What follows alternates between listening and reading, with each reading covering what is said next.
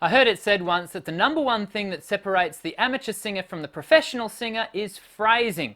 Well, that sounds kind of important, right? So what is phrasing and how can we use it to our advantage? Sound check. Check 1, check 2. Hey there everyone, Dr. Dan here. Quite simply, phrasing is the doing of a phrase. Every song is made up of a collection of sentences or phrases, and the way you sing the phrase determines how the phrase is heard and ultimately interpreted by your audience. Let me give you a spoken example. Have a listen to how the meaning of a sentence changes simply by shifting the point of emphasis. I never said you stole my money. I never said you stole my money. I never said you stole my money. I never said you stole my money. I never said you stole my money. I never said you stole my money. I never said you stole my money. So how does this relate to our singing? Well, phrasing in singing is altered by a number of things. Points of dynamic emphasis, onsets and offsets, and the line of the phrase. Sound check.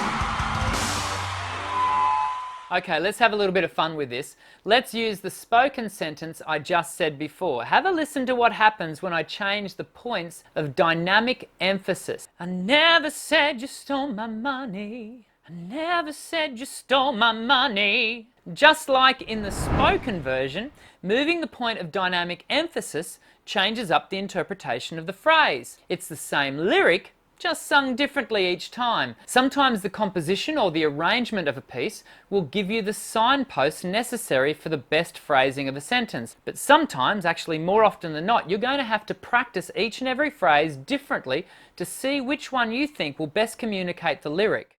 Sound check.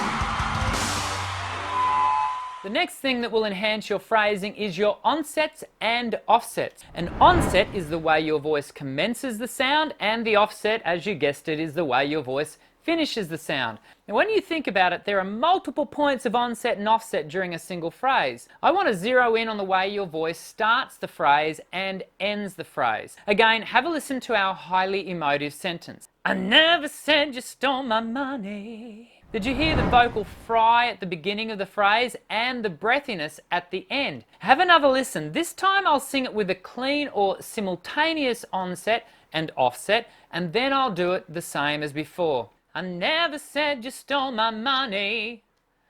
I never said you stole my money. Hear the way it impacts the entire phrase? The simultaneous onset can leave the phrase lacking in emotion. Hey, that can be a little bit boring. This being said, you do need to be careful when utilizing hard and soft onsets because they can both heighten your vocal fatigue and, if used too much, can lead to wear and tear of your voice. My advice is to apply these vocal effects throughout your piece without allowing them to become habitual or overused.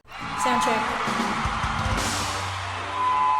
The final thing that will help to lift your phrasing to a professional level is the line of a phrase. Now when we talk about the line, we're referencing the sense of literary flow when combined with the sonic values of the melody. Again, have a listen to our sentence firstly with a pop line, and then I'll follow it up with a jazz swing line. I never said you stole my money. That was a little bit more rock than pop, but maybe a bit pop rock. Here's the jazz. I never said you stole my money. I'm sure you can hear the differences. The pop line has a driving rhythmic value with a tonal line that is propelled forward by a clear, punchy consonant. The jazz swing line softens the consonants a little and the voice falls off the sonic line. We also use the line to determine the length of each phrase. Now have a listen to the sentence again, this time once with a short line and secondly with an extended line. I never said you stole my money. I never said you stole my money. Nearly every genre uses both short and extended lines, so play around with it and see which one works best for your chosen piece. Sound check.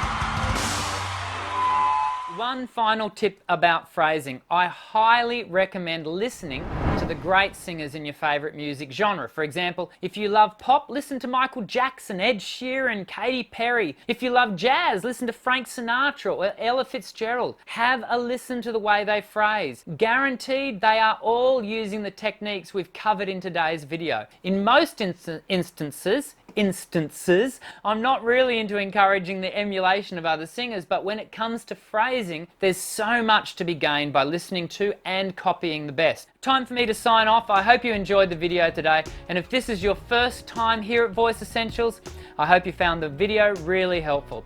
I got plenty more where that came from, so if learning to sing is your thing, then please subscribe and join our ever-growing community of passionate singers from across the globe who, just like you, want to raise their voice in song. When you subscribe, you'll have access to a new video each week that has been designed to develop your voice and improve your sound. But for now, I'll let you get on with watching more from my channel. See you soon. I'm Dr. Dan. Sing well.